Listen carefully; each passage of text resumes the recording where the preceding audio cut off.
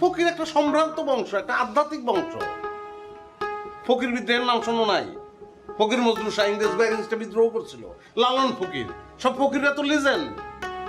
তারপরে যে ইসের ইন্ডিয়ার মুম্বাইয়ের যে নায়িকা নার্গিস ফাকরি, সেও তো ফকির। সব ফকির কিন্তু লিজেন্ড। শোনো, আমি আমার 14 পুরুষ ঘাটছি, ঘাইটা একটাও ভিক্ষুক পাই নাই।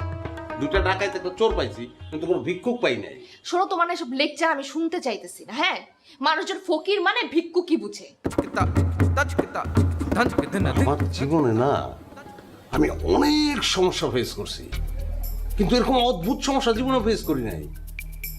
এটা একটা শব্দ নিয়ে প্রবলেম, মানে প্রবলেমটা কি? ফকির শব্দটা কি প্রবলেম বলো আমারে? প্রবলেম হচ্ছে আমার গাটা না ঘিন ঘিন করে। হ্যাঁ, আমার বমি পায়।